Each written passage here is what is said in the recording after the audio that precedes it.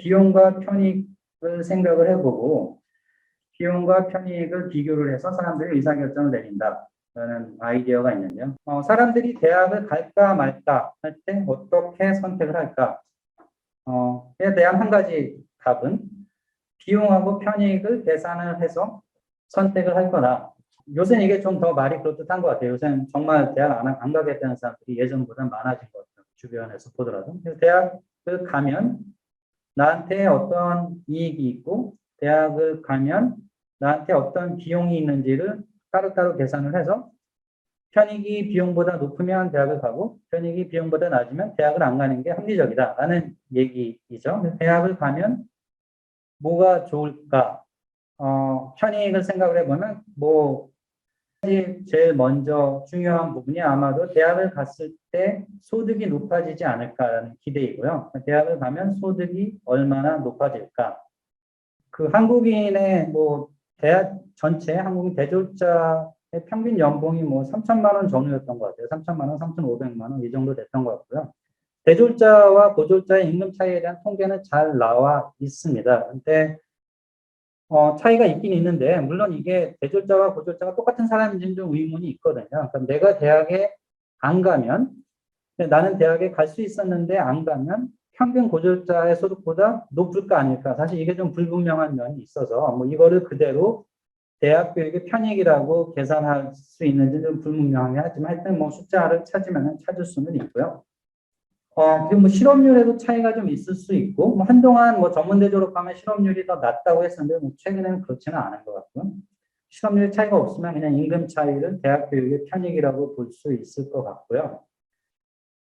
소득만 중요한 건 아니니까 또 한 가지 중요한 부분은, 결혼 시장에서 대졸자와 고졸자가 평가가 차이가 있나요? 어떤가요? 그것도 대학 교육의 편익이라고 볼 수 있을 것 같고요. 그리고 물론 가장 중요한 건 배움에서 얻는 배우면은 만족감이 내려가는 사람도 있겠지만 올라가는 사람도 있겠죠. 그런 것도 대학 교육의 편익이라고 봐야 될 것 같습니다.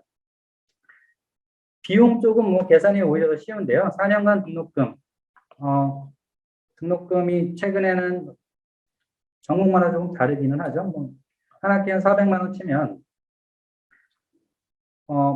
8학기 하고 만약에 졸업을 한다고 생각을 하면 3,200만 원 등록금, 그리고 그것뿐만이 아니라 4년 동안 일을 했으면 벌었을 텐데 대학을 다니면서 벌지 못한 임금, 이런 걸 더해서 대학 교육의 비용을 계산을 해볼 수가 있겠죠. 그리고 이 두 개를 비교해서 비용보다 편익이 많다고 생각하는 사람만 대학에 가고 비용이 편익보다 크다고 생각하는 사람은 대학에 안 간다라는 게 여기서의 한 가지 관점인데요. 이거 말로만 이렇게 하는 게 아니라요. 실제 사람들이 이런 거 가지고 숫자로 계산을 많이 해봤어요. 이렇게 해봤을 때 대학에 투자한 돈, 이 비용 측면에 투자한 돈, 100만 원 투자한 거에 대한 수익률이 주식 수익률보다 높냐 낮냐 이런 계산도 많이들 해봤는데요.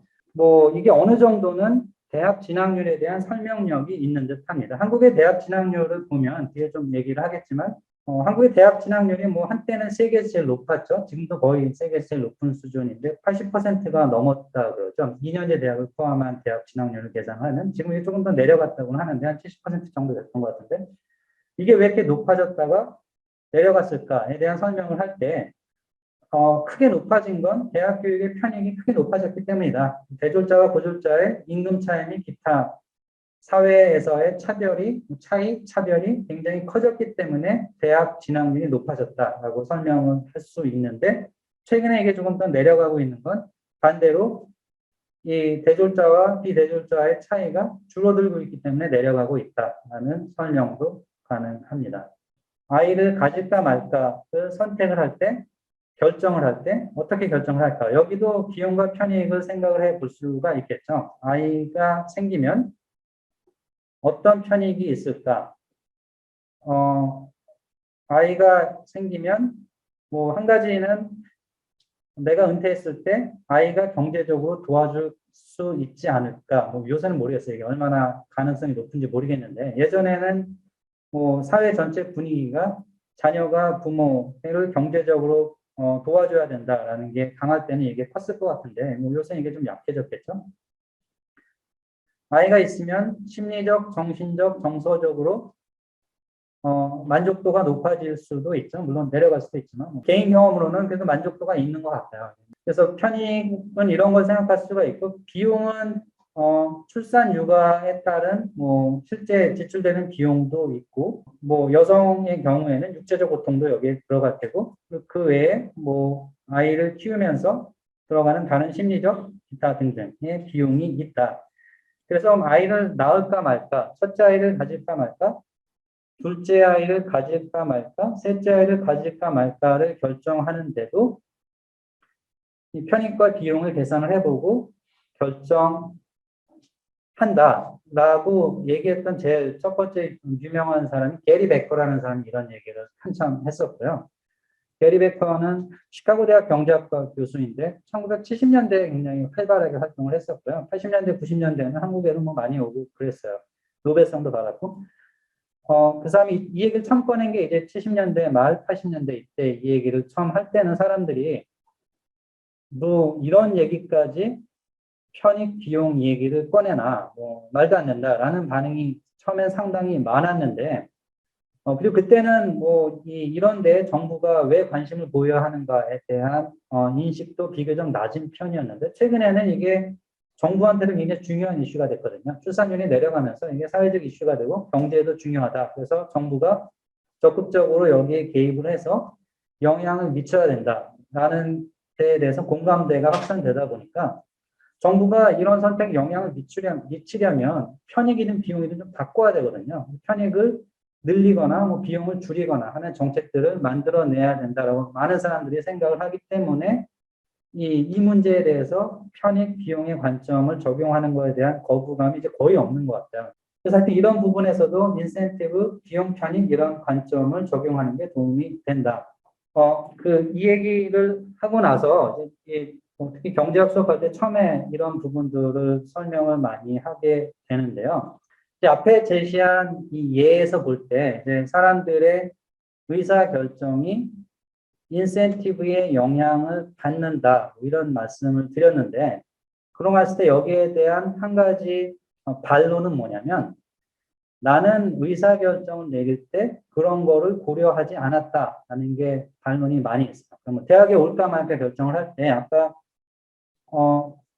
이 대학을 갔을 때 편익과 비용을 고려해 본 사람도 있지만 뭐 아닌 사람도 있을 것 같아요.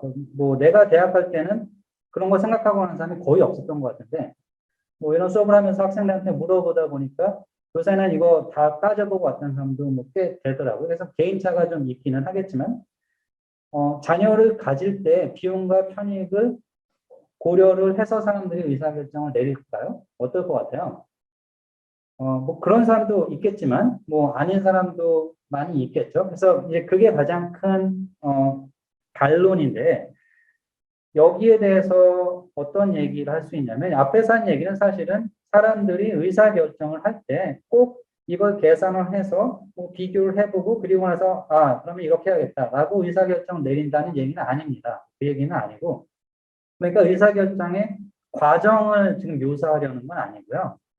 의사결정의 과정이 어떻게 되는지 모르겠는데 뭐 머릿속에서 뭐가 돌아가는지 사실 어떻게 알겠어요. 머릿속에서 어떤 일이 일어나는지는 모르겠지만 사람들의 의사결정 행위를 봤을 때 앞서 얘기한 그런 개념들로 설명을 할 수 있다 정도의 이야기입니다. 동물 개를 생각해보세요. 개가 결혼을 했어요. 결혼하고 아기를 가졌어요. 근데 이 개가 왜 아기를 가졌을까? 궁금해요. 그래서 개한테 물어보죠. 너 왜 아기 가졌니? 그러면 개가 뭐라고 답할까요? 뭐 멍멍멍 대답을 하겠죠. 이 개가 뭐라고 답하는지가 사실은 궁금한 게 아니에요. 그러니까 여기서 궁금한 건 개 머릿속에서 어떤 일이 일어날까 이것도 궁금한 게 아니고요.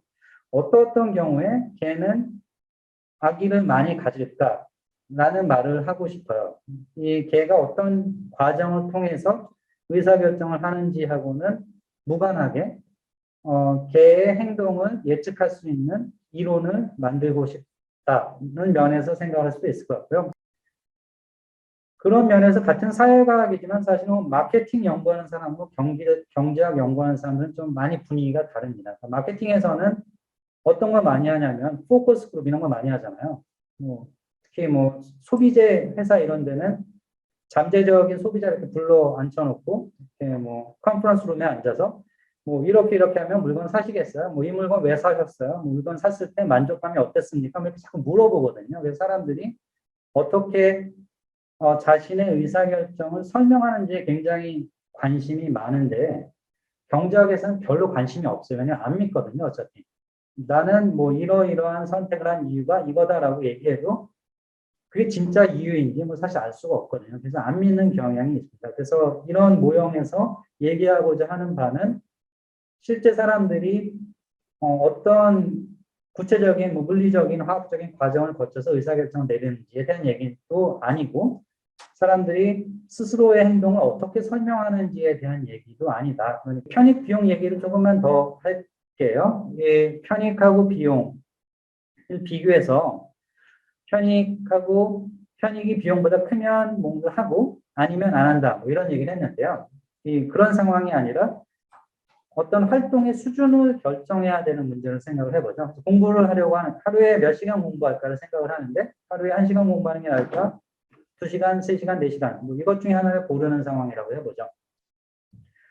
그러면 그래서 가로축이 공부 시간, 세로축이 비용 혹은 편익이라면 1시간 공부할 때의 편익 빼기 비용, 순편익을 계산해보고 2시간 공부할 때의 편익 빼기 비용, 순편익을 계산해보고 쭉 시간마다 순편익을 계산한 다음에 순편익이 가장 커지는 점에서 선택을 하면 이게 물론 제일 좋겠죠. 그림으로 보면 편익 곡선과 비용 곡선의 차이가 가장 클 때 그 지점. 어떤 경우에 순편익이 제일 커지냐면 수학적으로 생각하면 미분했을 때 미분값이 0이 되는 게 제일 최대점이 되겠죠. 편익 곡선의 기울기 빼기 비용 곡선의 기울기가 0이 되는 점. 그러니까 편익 곡선의 기울기와 비용 곡선의 기울기가 같아지는 점에서 순편익이 제일 커지겠죠. 기울기를 이런 분석을 할 때 한계라는 표현을 쓰고요. 그래서 한계 편익, 한계 비용 이런 걸 계산을 했을 때 한계 편익과 한계 비용이 같아지는 점에서 선택을 하는 게 순편익을 최대화하는 방법이다. 하루에 3시간 공부하기로 했는데 그 3시간에서 한계 편익, 그러니까 거기서 1시간 더 공부 시간 1시간 늘렸을 때 늘어나는 이익이죠. 한계 편익은.